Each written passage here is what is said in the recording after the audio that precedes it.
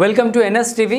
నేను రాజీవ్. ముందుగా హెడ్లైన్స్ చూద్దాం. మోదీ విధానాలపై బ్లాక్ డే నిర్వహించిన వామపక్ష కార్మిక రైతు సంఘాల నాయకులు, కేంద్రంలోని నరేంద్ర మోదీ బీజేపీ ప్రభుత్వ ప్రజా కార్మిక రైతాంగ వ్యతిరేక విధానాలపై వామపక్ష కార్మిక రైతు సంఘాల ఆధ్వర్యంలో సోమవారం కడప కలెక్టరేట్ కార్యాలయం ఎదుట బ్లాక్ డే నిరసన నిర్వహించారు. ఈ కార్యక్రమాన్ని ఉద్దేశించి వామపక్ష కార్మిక రైతు సంఘాల నాయకులు బి మనోహర్, వేణుగోపాల్, దస్తగిరి రెడ్డి, సుబ్బారెడ్డి తదితరులు మాట్లాడుతూ అంబానీ, ఆదానీ లాంటి కార్పొరేట్ కంపెనీల నుండి రైతుల వ్యవసాయాన్ని కాపాడాలని, కార్మిక వ్యతిరేక 4 లేబుల్ కోడ్లను రద్దు చేయాలని వారు డిమాండ్ చేశారు.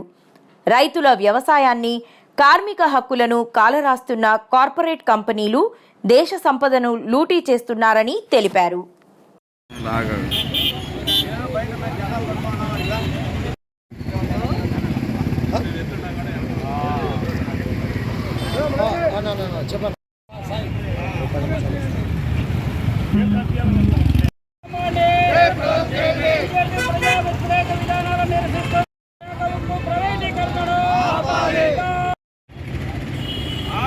కార్మిక చట్టాలను రద్దు చేసి 4 కోడులుగా తీసుకొచ్చినటువంటి బీజేపీ ప్రభుత్వ విధానాలకు వ్యతిరేకంగా, అలాగే రైతు వ్యతిరేక చట్టాలు రద్దు చేయాలని పెద్ద పోరాటం చేశారు. అవి కనీస గిట్టుబాటు ధర అమలు చేయాలని చెప్పి నిన్నటి దినం అమలు చేశారు. అట్లాగే దీన్ని నిరసిస్తూ, అంటే లేబర్ కోడ్లను నిరసిస్తూ కార్మిక చట్టాలు రద్దు చేయాలని చెప్పి ఈరోజు కార్మిక సంఘాలు, ఏఐటీసీ, సిఐటియు, రైతు సంఘాలు, విద్యార్థి యువజన సంఘాల ఆధ్వర్యంలో కడప కలెక్టరేట్ వద్ద నిరసన కార్యక్రమం జరుగుతా ఉన్నది. బీజేపీ ప్రభుత్వం 3వసారి అధికారంలోకి వచ్చిన తర్వాత కార్మిక హక్కులను, ప్రజల హక్కులను పూర్తిగా విస్మరిస్తా ఉన్నారు. వీళ్ళు కార్పొరేట్ సెక్టార్కు మాత్రమే ప్రయత్నం చేస్తా ఉన్నారు. రెండోది, దేశం అంతా కూడా ఒక సమస్య అయితే వీళ్ళు వద్ద ఒక సమస్యగా జరుగుతూ ఉంది. కాబట్టి బీజేపీ విధానాలు, అంటే బీజేపీ మొత్తం కంప్లీట్గా కార్మిక వ్యతిరేక అవలంబించడంలో ప్రత్యేకమైనటువంటి శ్రద్ధ చూపుతా ఉన్నటువంటి పరిస్థితి. దీనిని కార్మిక సంఘాలుగా, రైతు సంఘాలుగా తీవ్రంగా వ్యతిరేకిస్తా ఉన్నాం. దేశంలో ఈరోజు అన్ని కలెక్టరేట్ల వద్ద బ్లాక్ డే సందర్భంగా నిరసన కార్యక్రమం జరుగుతూ ఉంది. కాబట్టి ఏమాత్రం చిత్తశుద్ధి ఉన్నా కార్మికులందరినీ మొత్తం పర్మనెంట్ చేయాలి, కార్మిక చట్టాలు మొత్తం కోడ్లను రద్దు చేసి రైతులకు గిట్టుబాటు ధర కల్పించాలని చెప్పి ఈ సందర్భంగా డిమాండ్ చేస్తా ఉన్నాం.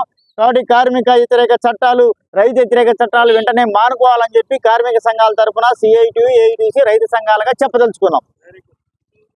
3వసారి అధికారంలోకి వచ్చిన మోడీ ప్రభుత్వం ప్రజా కార్మిక వ్యతిరేక విధానాలు అవలంబిస్తున్నారు. అందులో భాగంగానే ఈరోజు దేశవ్యాప్తంగా బ్లాక్ డే నిర్వహించడం, అందులో భాగంగానే కడప కలెక్టర్ దగ్గర కూడా ఈ నిరసన కార్యక్రమం కార్మిక అలాగే రైతు సంఘాల ఆధ్వర్యంలో నిర్వహించబోతున్నాం. ప్రధానంగా ఈరోజు కేంద్రంలో బీజేపీ ప్రభుత్వం అధికారంలోకి వచ్చే సంవత్సరానికి 1 కోటి ఉద్యోగాలు తలెత్తామని చెప్పి 10 ఏళ్ల ముందు చెప్పినాడు. ఒక కొత్త పరిశ్రమ నెలకొల్పలేదు, ఒక కొత్త ఉద్యోగం ఈరోజు మోడీ ప్రభుత్వం ఇవ్వలేదు. అలాగే ఈరోజు నిరుద్యోగ సమస్యను నిర్మూలిస్తామని చెప్పినాడు. ఒక కొత్త ప్రభుత్వ రంగంలో పరిశ్రమ నెలకొల్పగా ఉన్న ప్రభుత్వ రంగ సంస్థలన్నీ ఒక్కొక్కటి ఆదాని, అంబానీలకు కట్టబెట్టేందుకు ప్రయత్నం చేస్తున్నాడు. అలాగే కార్మికులు పోరాడి సాధించిన చట్టాలను, ఈరోజు 44 కార్మిక చట్టాలు బ్రిటిష్ కాలం నాటి ఇచ్చిన చట్టాలను కార్మికుల యొక్క గొంతులపై నొక్కి 4 లేబర్ కోడ్స్గా తీసుకొచ్చి వాళ్ళ హక్కులను కాలరేసేందుకు మోడీ ప్రభుత్వం పరిపాలిస్తోంది. ఈ విధానాలకు వెంటనే తిరోగమగా యొక్క విధానాలకు స్వస్తి పలకాలని చెప్పి ఏఐటీసీ, సిఐటిగా డిమాండ్ చేస్తూ బ్లాక్ డేని నిర్వహిస్తున్నాం. ప్రభుత్వం వచ్చిన వెంటనే ఈరోజు ఆంధ్రప్రదేశ్ లో కూడా అదే ప్రభుత్వానికి సంబంధించిన కూటమి ఉన్నది. ఆంధ్రప్రదేశ్ లో ఏకైక భారీ కర్మాగారమైన విశాఖ ఉక్కు కర్మాగారం ఇవాళ రాష్ట్ర ప్రభుత్వము, కేంద్ర ప్రభుత్వం ఇద్దరు లోపకాయ ఒప్పందం చేసుకుని దశల వారీగా దానికి అమ్మకాన్ని పెడుతున్నారు. ఈ 10 రోజుల నుంచి ఒక తిరుమల లడ్డు మీద చర్చ పెట్టి ఎవరికి జనాన్ని నాడెంతా పక్కకు మార్చి ఈరోజు విశాఖలో 1000 కోట్లకు సంబంధించిన అనుబంధ పరిశ్రమను 225 కోట్లకు అమ్మకం జరిగింది. తాజాగా ఈరోజు ఉదయం 7,000 మంది ఉద్యోగులకు హెచ్ఆర్ఏ కూడా నిలిపేయడం జరిగింది. అక్కడ కేంద్ర కార్మిక సంఘాలన్నీ కూడా అడ్మినిస్ట్రేటివ్ బిల్డింగ్ ఆఫీస్ దగ్గర సమరశీలమైన సమ్మెకి దిగి ఈరోజు అక్కడ పోరాటం చేస్తున్నారు. అంటే జనం యొక్క నాడిని, ప్రజల యొక్క ఆందోళనను పక్కదారి పట్టించడం కోసం లడ్డు తీసుకొస్తారు, 2 రోజులు వద్దలు తీసుకొచ్చినారు.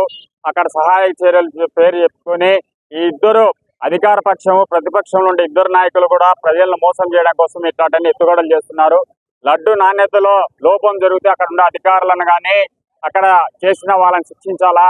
ఈరోజు యావత్తు విభజన చట్టంలో మనందరికీ కూడా చెప్పారు, కడప ఉక్కు కర్మాగారానికి సంబంధించి ఇస్తామని చెప్పారు. ఆ ఉక్కు కర్మాగారం ఊసేలేదు. ఏ ముఖ్యమంత్రి వచ్చినా ఎవరన్నా కడప జిల్లాకు విజిటింగ్ ప్రొఫెసర్లుగా ఎవరైనా మంత్రులు వస్తే వాళ్ళు టెంకాయలు కొట్టడానికి ఒక వేదిక కావాలి కాబట్టి ఆ వేదిక ఈరోజు ఉక్కు కర్మాగారం పేరుతో వచ్చి చేస్తారు. ఒక ఆయనేమో జెడ్పీ కాంపౌండ్ లో సమాధి కట్టుకొని పోయినాడు సీఎం రమేష్. ఆయన ఇవాళ సీఎం రమేష్ గారు ఇవాళ అక్కడ ఎంపీగా అనకాపల్లిలో ఉన్నారు. ఆయన నియోజకవర్గంలో ఉండే కేంద్ర ప్రభుత్వం అది నడిస్తే విశాఖ ఉక్కును రక్షించుకోకుండా ఈడ నేను చేస్తని చెప్పి సీఎం రమేష్ గారు ఇప్పుడు ఎక్కడున్నారని సిఐటిగా మేము ప్రశ్నిస్తున్నాం.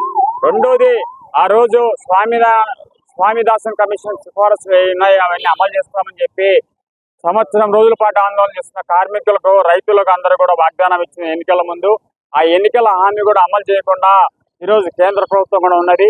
ఇవన్నీ కూడా నిరసిస్తూ ఈరోజు దేశవ్యాప్తంగా ఇవాళ బ్లాక్ డేగా నిర్వహిస్తున్నాం. అందులో భాగంగానే కడప జిల్లా కలెక్టర్ కార్యాలయంలో మేము ఆందోళన చేస్తున్నాం. దేశవ్యాప్తంగా రైతు సంఘాలు, కార్మిక సంఘాలు, విద్యార్థి యువజన సంఘాలు అన్నీ కలుపుకొని బ్లాక్ డే నిర్వహించడం జరుగుతుంది. ఎందుకంటే రైతు సంఘాలు సంవత్సరం కాలం పాటు చేసిన సాగు చట్టాలు 3 సాగు చట్టాలు రద్దు చేయాలని, రైతాంగానికి గిట్టుబాటు ధర కల్పించాలని, రైతులకు డాక్టర్ స్వామినాథన్ కమిషన్ సిఫార్సులు ఏవైతే ఉన్నాయో అవి అమలు చేసినప్పుడే రైతుకు గిట్టుబాటు ధర కలిగి వారికి మంచి జరుగుతుందని చెప్పేసి వాళ్ళ ప్రభుత్వం మేము నరేంద్ర మోడీ మొట్టమొదటిసారి కూడా స్వామినాథన్ కమిషన్ సిఫార్సు అమలు చేస్తామని చెప్పినాడు.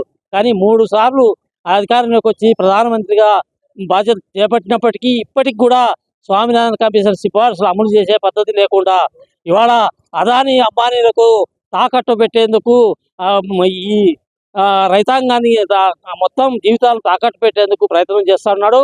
ఇవాళ 3 సాగు చట్టాలను రద్దు చేయడం ద్వారానే, అలాగే గిట్టుబాటు ధరకు చట్టబద్ధత కల్పించడం ద్వారానే రైతాంగానికి మేలు జరుగుతుందని చెప్పేసి మేము భావిస్తా ఉన్నాం.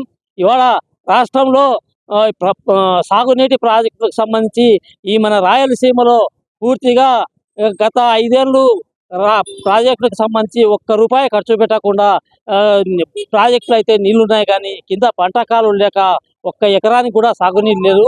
కాబట్టి రాయలసీమ ప్రాజెక్టులన్నింటినీ కూడా తక్షణం యుద్ధ ప్రాతిపదికన పూర్తి చేసి పంట కాలువలు నిర్మించి రైతాంగానికి నీరు ఇవ్వడం ద్వారానే రైతులను